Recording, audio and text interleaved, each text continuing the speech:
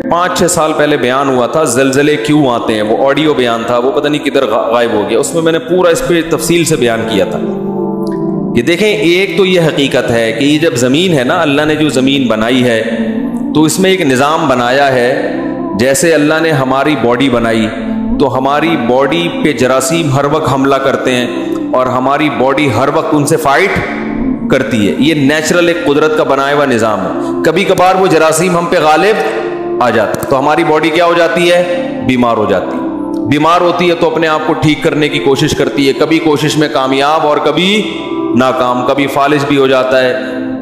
تو یہ سب نیک لوگوں کے ساتھ بھی ہوتا ہے، کیا خیال ہے؟ اللہ کا نظام ہے بھائی۔ ابراہیم علیہ السلام نے قرآن میں کیا کہا، وَإِذَا مَرِضْتُ فَهُوَ يَشْفِينِ، جب میں بیمار ہوتا ہوں تو مجھے اللہ شفا دیتا ہے۔ تو یہ بھی تو ایک حادثہ ہے نا باڈی کے ساتھ، تو جیسے انسانی باڈی کے ساتھ حادثہ ہونا ہمیشہ اس کی علامت نہیں ہے کہ اللہ کا عذاب آ رہا ہے، تو ایسے ہی زمین کے پر بھی مختلف قسم کی آفتیں ہر وقت حملہ کرتی رہتی ہیں۔ زلزلے بھی، قرآن کہتا ہے کہ ہم نے زمین کے بیلنس کو برقرار رکھنے کے لیے بڑے بڑے پہاڑ اس پہ ڈال دیے ہیں جو میخوں کی طرح گڑ گئے ہیں۔ اس کا مطلب کیا ہے کہ زمین ڈس بیلنس، بولو نا بھائی، ہوتی ہے، زمین ڈس بیلنس ہوگی تبھی تو اس کو بچانے کے لیے پہاڑ ہیں۔ ہاں اسی وجہ سے دیکھو پہاڑی علاقوں میں زلزلے زیادہ آتے ہیں، اس لیے کہ وہاں زمین زیادہ ڈس بیلنس تھی، تبھی اللہ نے کیلیں ٹھوک دی نا۔ پتہ نہیں کیا ہو گیا آپ لوگوں کو، میں چھوڑ گیا، اچھا مطلب تیار کر کے گیا تھا 1.5-2 مہینے میں پھر ویسے ہی ہو گئے۔ آپ اسی کے لیے بیٹھے ہوئے، یہ ہر وقت یوں گھماتے رہتے ہیں کہ اس کو پیچھے کرو۔ ڈاکٹر ذاکر نائک سے کسی نے سوال پوچھا تھا کہ اگر پہاڑوں سے زمین کا بیلنس قائم ہوتا ہے تو پہاڑی علاقوں میں زلزلے زیادہ کیوں آتے ہیں؟ انہوں نے بڑا پیارا جواب دیا کہ یہ ایسے ہی ہے کہ ہسپتال اگر بنے ہیں مریضوں کو شفا دینے کے لیے تو سب سے زیادہ مریض ہسپتال میں کیوں ہوتے ہیں؟ نہیں یہی بات سمجھ لو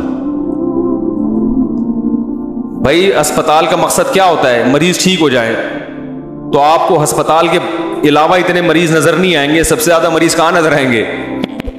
تو بھائی وہیں ہسپتال، مریض ہیں تو ہسپتال ہے نا، انہی مریضوں کو تو ٹھیک کرنے کے لیے، تو صحت مندوں کو ٹھیک کرنے کے لیے تھوڑی ہوتے ہیں ہسپتال۔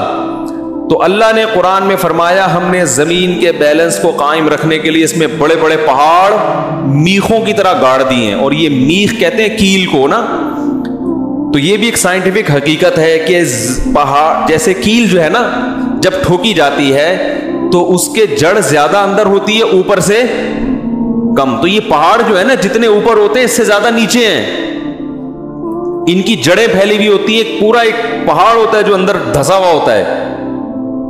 دیکھو اللہ نے کیسے 1400 سال پہلے بتا دیا تھا کہ یہ کیل کی طرح ہے، یعنی اس میں اشارہ دے دیا کہ یہ اندر زیادہ ہے باہر کم ہے۔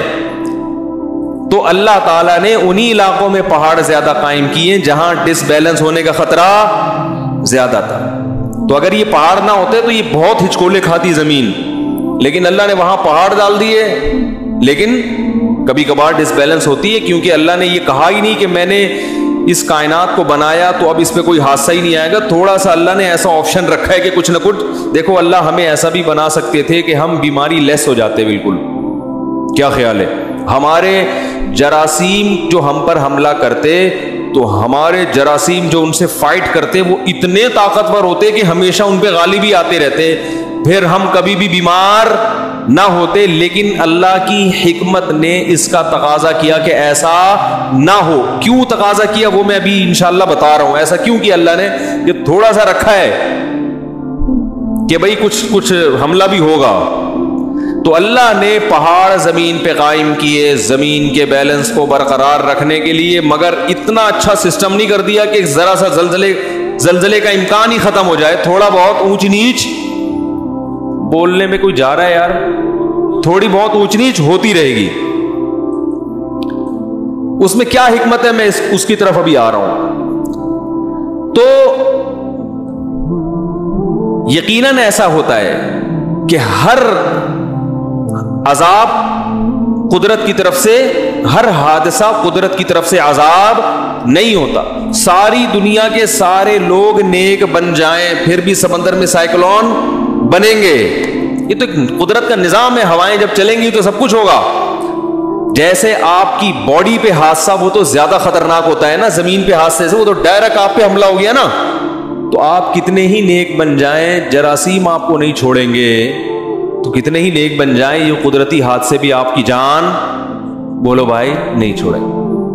پھر قدرتی حادثے تو وہ ہوتے ہیں جن کی کوئی سائنٹیفک لاجک ہو, اور ایک حادثے وہ ہوتے ہیں, یعنی سائنٹیفک لاجک کا میرا مقصد یہ ہے کہ وہ قیامت تک ہوتے رہیں گے. یعنی زمین کو اللہ نے بنایا ہی ایسا ہے کہ یہ کچھ نہ کچھ اٹک پٹک اس میں چلتی رہے گی. ہوا کا کبھی یہاں خلا پیدا ہو گئی تو ہوا جب آئے گی, اب دیکھو حبس ہوتا ہے نا تو ویکیوم بن جاتا ہے, تو پھر جب ہوا آتی ہے تو پھر بہت اسپیڈ سے آتی ہے. کہاں ہوا کو ترس رہے ہوتے ہیں, پھر جب ہوا آتی ہے تو 5-6 بندے اڑا کے کیا وہ ہلکے لوگ تو اسی میں اڑ جاتے ہیں. تو یہ سب چیزیں نیچرل ہیں. تبھی آپ دیکھیں حضرت عمر کے دور میں مدینہ میں قحط پڑا ہے. حالانکہ حضرت عمر کا دور تو عدل و انصاف کا اس سے بہتر دنیا میں کوئی مثال ملتی نہیں ہے, لیکن مدینہ میں, اور قحط بھی کہاں پڑا, مدینہ میں قحط پڑا.